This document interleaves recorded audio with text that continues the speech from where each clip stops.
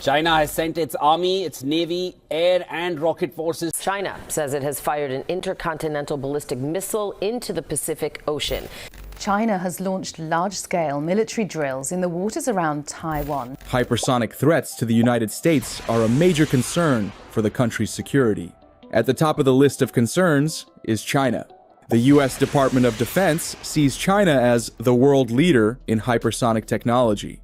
Indeed, China is ahead of the US and Russia in developing hypersonic weapons with conventional and nuclear capabilities. The Russian wing is also considered a risk factor for the United States. Russia has weapons such as the Vanguard hypersonic glide vehicle capable of carrying nuclear warheads. Russia also has the Zircon hypersonic cruise missile, designed for anti-ship and land attack operations. These systems are designed to evade advanced defense networks. Russia made headlines last year when it unveiled a new medium range ballistic missile called Oreshnik. The Oreshnik was then tested. According to the Kremlin, this missile contains unspecified hypersonic technology that was used against Ukraine. North Korea has also tested hypersonic missiles, including medium-range systems with hypersonic warheads. Allegedly, these missiles can travel at speeds in excess of Mach 12 and maneuver unpredictably, making them challenging for existing missile defenses to counter. In other words, the US is surrounded by the presence of these countries when it comes to hypersonic missiles. Washington is well aware of this situation, which is why it recently achieved an incredible success in the hypersonic field, sending an important message to its rivals. Let's take a look at what the United States is doing. But first, please don't forget to subscribe to our channel, turn on notifications, and like to be informed about our content. The U.S. Navy, Missile Defense Agency, and Lockheed Martin recently conducted a missile defense test off the coast of Hawaii to assess the U.S. military's ability to track and respond to hypersonic threats. The test, known as Flight Test Other 40 or Stellar Banshee, involved the USS Pinckney, an Arleigh Burke-class destroyer equipped with the Aegis combat system and Sea Base Terminal Increment 3 upgrade. During the exercise, the ship detected, tracked, and simulated an engagement against a maneuvering hypersonic target designed to mimic real-world threats. FTX-40's live phases took place over the Pacific Ocean near the Pacific Missile Range Facility off the coast of Kauai, Hawaii. The test used a simulated SM-6 interceptor and a modified MRBM with a hypersonic target vehicle front end for realism. The test also evaluated the hypersonic and ballistic tracking space sensor satellite to detect and track fast-moving missile threats from space. The test was part of the U.S. military's efforts to develop a layered missile defense system that integrates space-based tracking, ship-based sensors, and advanced interceptors against hypersonic threats from adversaries such as China and Russia. The data from FTX-40 was intended to help prepare for future live intercept tests and improve U.S. missile defense capabilities against Russia and China. Chandra Marshall, Vice President of Multi-Domain Combat Solutions at Lockheed Martin, said that the Aegis combat system successfully defended against a simulated hypersonic threat. Chandra Marshall also said that the Aegis Baseline 9's hypersonic defense advantage against an MRBM target offers an incredible capability that allows warfighters to see the invisible sooner, paving the way for Marines to quickly get ahead of threats. Let's take a closer look at the sources used in the test. The SM-6, also known as RIM-174, is a versatile ship-launched missile developed by Raytheon for the U.S. Navy. It is capable of countering air, surface, and ballistic missile threats. With a range of up to 370 kilometers, it enhances air defense, ballistic missile, and ship defense, making it an essential part of modern U.S. missile defense. The SM-6 entered operational service in November 2013, with the USS Kidd being the first ship to deploy it. The SM-6 missile is located at various U.S. military installations, including naval bases and land-based systems. The missile is operational on U.S. Navy warships and is integrated into the Army's Strategic Medium-Range Fire System. The SM-6 has also been deployed to Japan, Australia, and South Korea. It is planned to be deployed on Japan's Maya-class destroyers by 2026. Australia has tested the SM-6 missile during military exercises, and South Korea acquired it to enhance regional security. The U.S. had earlier deployed the Typhoon missile system, equipped with SM-6 and Tomahawk missiles, north of the Philippines to strengthen regional defense. The move drew sharp criticism from China, which claimed it threatened stability in the South China Sea. While the U.S. and the Philippines defended the deployment, Beijing repeatedly protested. Philippine Defense Secretary Gilberto Teodoro Jr. dismissed China's objections, calling on Beijing to remove its missiles and withdraw from the disputed areas if it really wants peace. The SM-6, which is also present in the territories of international allied forces, is being developed to counter new threats. The SM-6 Block IB has a larger rocket engine and a redesigned airframe, improving its range, speed, and ability to intercept hypersonic missiles. With its advanced guidance systems, radar guidance, and inertial navigation, the SM-6 could possibly play an important role in countering hypersonic threats. Apart from the SM-6, several other important missile defense systems also play important roles in the U.S. missile defense network. For example, the land-based medium cruise defense is capable of intercepting intercontinental ballistic missiles. The Aegis Ballistic Missile Defense is a sea-based system deployed on U.S. Navy ships and some land-based installations. The system uses interceptors to target short to medium-range ballistic missiles while in space. In addition, it fires SM-6 missiles to provide enhanced protection by intercepting missiles in their final stages. Terminal High Altitude Area Defense, or THAAD, on the other hand, is a mobile, ground-based system designed to counter short and medium-range ballistic missiles during the terminal landing phase. THAAD relies on hit-to-kill technology to effectively destroy incoming threats. Apart from these, several other important missile defense systems play an important role in the U.S. missile defense network. One of them is the Patriot Advanced Capability 3, also known as PAC-3. It is built to intercept tactical ballistic missiles, cruise missiles, and advanced aircraft. PAC-3 includes several key components. These components include phased array radar, an engagement control station, a battery command center, a power plant, an antenna mast assembly, a communications relay system, and missile launch stations. And let's not forget NASAMS. For short-range air defense, NASAMS was deployed to protect critical areas such as Washington, D.C. To counter hypersonic threats, the U.S. is also developing the Glide Phase Interceptor, which will target hypersonic glide vehicles before they reach their targets and complement existing missile defense systems. Improving defenses against hypersonic missile threats has been highlighted as a key objective in President Donald Trump's Golden Dome Missile Defense Initiative. The initial executive order proposed integrating cutting-edge technology such as space-based radars, missile interceptors, and laser weapons to detect and neutralize incoming threats. The Golden Dome for America is a revolutionary concept to advance the goals of peace through strength and President Trump's vision of deterring enemies from attacking the homeland. This next-generation defense shield will detect incoming projectiles, calculate the trajectory, and deploy interceptor missiles to destroy them in flight, protecting the homeland. The preparatory phase of this stunning system was evident from the first moments of power. In his second week in office, President Trump signed an executive order on the creation of a new approach to U.S. domestic missile defense that breaks with long-standing U.S. missile defense policy.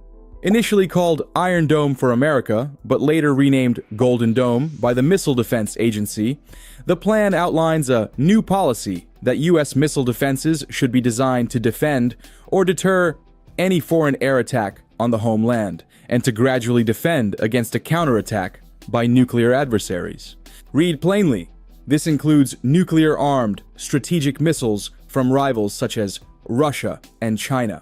This massive hedging ambition is a misguided and dangerous approach to securing the American homeland and has created enormous opportunity costs at a time when defense resources are stretched. The fundamental problem with any plan for a national missile defense system against a strategic nuclear attack is that the cost exchange rates favor attack, and U.S. adversaries can always choose to increase or diversify their strategic forces to overwhelm a potential shield. The fantasy of a missile shield runs counter to the fundamental rule of strategic competition. The enemy is always ready to counterattack. The United States has historically tried to maintain this position until today. In 1972, the United States and the Soviet Union acknowledged this reality when they agreed to limit their strategic missile defense systems through the Anti-Ballistic Missile Treaty. The treaty was intended to prevent open-ended competition, to build more or new offensive weapons, to overcome defenses that the other could deploy, to intercept incoming missiles in the event of a nuclear war. It helped pave the way for bilateral agreements limiting Soviet and U.S. strategic offensive forces in the 1970s and deep cuts in offensive nuclear forces beginning in the late 1980s. But in December 2001, U.S. President George W. Bush withdrew the United States from the ABM Treaty, arguing that Washington and Moscow no longer needed to base their relationship on their ability to destroy each other. Bush claimed that withdrawal was the only way to allow the United States to develop defenses against possible rogue state ballistic missile attacks. After withdrawing from the ABM Treaty, the U.S. accelerated research, development, and testing of missile defense systems, including a limited defense against strategic ballistic missiles to protect against potential threats from countries like North Korea. Since then, this limited approach has been maintained by subsequent Democratic and Republican administrations. The debate about the feasibility and advisability of missile defenses has nevertheless continued. Proponents sought to expand funding and coverage for U.S. theater and domestic missile defense systems. Skeptics argued that many of these programs were cost-prohibitive, ineffective in real-world conditions, or, in the case of systems capable of intercepting long-range nuclear-armed missiles, destabilizing. In contrast to the new executive order, the Trump administration's first missile defense review, issued in 2019, sought to preserve previous U.S. missile defense doctrine while encouraging research, development, and testing of more advanced and ambitious missile defense programs. And it stated the following: while the United States relies on deterrence to protect against large and technically advanced Russian and Chinese intercontinental ballistic missile threats to its homeland, active U.S. missile defense can and should outpace current and potential rogue state strike missile capabilities. To do so, the United States will pursue advanced missile defense concepts and technologies for homeland defense. Isn't that a clear message? Trump's earlier missile defense approach was broadly in line with the policy adopted after the U.S. withdrawal from the ABM Treaty. This policy was designed to meet two objectives: to provide a limited defense against a simple North Korean nuclear-capable ballistic missile threat, while reassuring Russia and China that the United States was not seeking strategic defenses that would create an impenetrable shield against which other nuclear powers could challenge.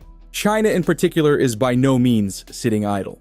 In February, China once again made a major technological leap by developing a whole new class of air-to-air hypersonic missiles that could radically alter the balance of military power in the skies. The Chinese government officially confirmed the missile's existence and announced that it had passed the latest heat resistance tests, a critical step to ensure its survival during high-speed flight in the atmosphere. But what exactly makes this weapon so alarming?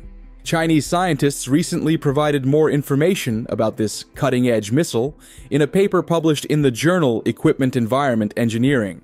The report highlights the extensive heat resistance tests performed on the missile's components, aiming to prevent damage to materials and electronics from the extreme friction that occurs when traveling at hypersonic speeds. a specially designed wind tunnel capable of generating temperatures in excess of tens of thousands of degrees Celsius was used to simulate the extreme conditions the missile will face during its flight. These conditions are usually reserved for simulating space missions. The role of this facility is critical because it allows the missile to survive in the intense, heat-generating environment created by high-speed flight. While heat resistance is just one aspect of the missile's performance, its range and speed is what sets it apart. Hypersonic missiles offer unparalleled speed and an extended operational range, demonstrating a significant tactical advantage. Analysts in the West estimate that China's current long-range air-to-air missile, the PL-17, has a range of about 350 to 400 kilometers. However, several experts claim that this new hypersonic missile could have a range of more than 1,000 kilometers, doubling or tripling the range of its predecessor. This dramatic increase in range puts the missile in a whole new league, capable of hitting targets far beyond the range of conventional air-to-air missiles. The speed of the missile is another important factor contributing to its effectiveness. Hypersonic missiles travel at speeds greater than Mach 5, making them incredibly difficult to intercept by existing missile defense systems. Moreover, the unique capabilities of this missile make it particularly lethal against slower targets such as transport planes, bombers, refueling planes, and early warning systems. These are high-value assets that are traditionally more vulnerable in war. With hypersonic weapons, these targets can be neutralized before they even have a chance to respond. As China continues to develop these advanced weapons, the United States finds itself in a race to maintain its strategic advantage. In recent years, the United States has been working on a new generation of modified transport aircraft designed to carry missile payloads, effectively turning them into emergency bombers. But the rise of China's hypersonic missiles poses a direct threat to the effectiveness of this new strategy, as these aircraft, once considered relatively safe, could soon become prime targets. One of the key concerns for the U.S. military is the potential impact on its newest stealth aircraft, the B-21 Raider. Designed to penetrate enemy defenses with minimal detection, this next-generation bomber now faces a much more formidable threat in the form of China's hypersonic weapons.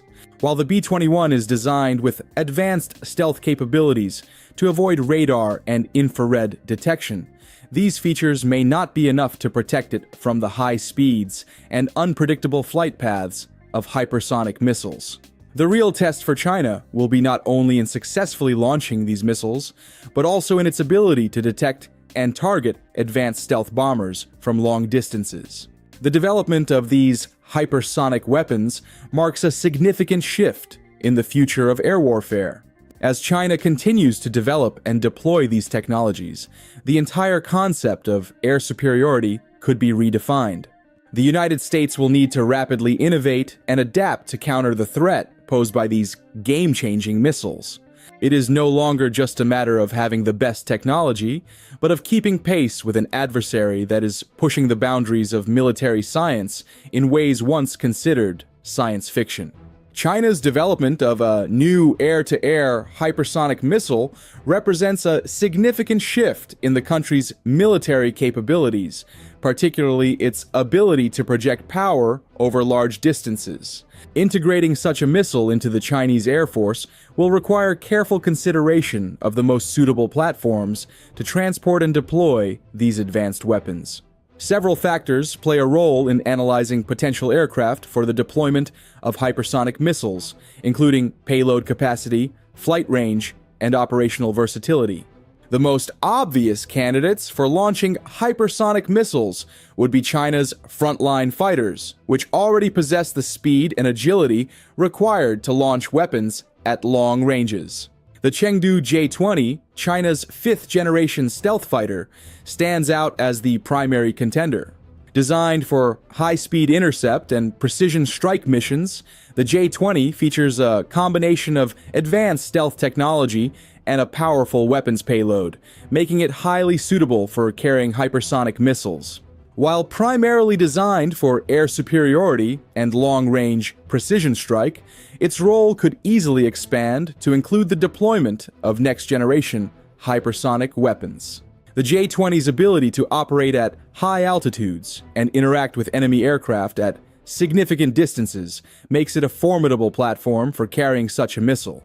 Moreover, its stealth capabilities allow it to approach enemy airspace undetected, maximizing the chances of a successful missile launch. Another aircraft that could serve as a potential carrier for hypersonic missiles is the Shenyang J-30, a multi-role attack aircraft based on the Russian Su-16. While the J-16 does not have the same level of stealth as the J-20, it has proven to be a versatile and capable platform for a variety of missions, including precision strikes and air-to-ground combat. Its larger airframe and payload capacity could make it a viable option for carrying larger, more advanced weapons such as hypersonic missiles. Given that the J-16 is also equipped with advanced avionics and long-range radar systems, it can serve as a reliable carrier for hypersonic missiles in scenarios where stealth is not the primary concern and the mission requires the use of heavier weapons. For longer range and more strategic operations, the H-16K bomber, a derivative of the Soviet Tu-6K, could be another important platform for hypersonic missile deployment. The H-6K can already carry a wide range of precision-guided munitions, and its role as a strategic bomber makes it an ideal candidate for launching high-speed weapons against critical enemy targets. The H-6K's long-range capabilities and ability to carry significant payloads make it a prime candidate for carrying hypersonic missiles designed for remote attacks. Given its large size and significant range, the H-6K can strike targets deep inside enemy territory, far beyond the reach of conventional aircraft, without having to enter enemy airspace. In addition, China's strategic air transport aircraft, the Y-20, could serve as an unusual platform for hypersonic missiles. Although primarily designed for transportation, the Y-20's large cargo hold and advanced avionics make it a potential candidate for carrying and deploying hypersonic missiles in scenarios requiring flexibility and rapid deployment.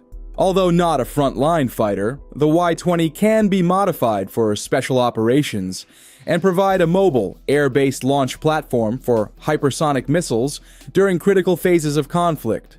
In short, the integration of hypersonic missiles on these platforms would mark a significant shift in China's ability to conduct air operations at high speeds and over large distances. However, the successful integration of such missiles also depends on the development of robust command and control systems, and the ability to launch these weapons in a variety of operational environments, from high-intensity conflict zones to low-intensity engagements. With China's increasing technological advancement, the country is likely to continue to adapt and modify its aircraft and significantly increase its air power capabilities to meet hypersonic weapon deployment demands. It is therefore critical for the United States to continue to specialize in hypersonics. Thank you for watching.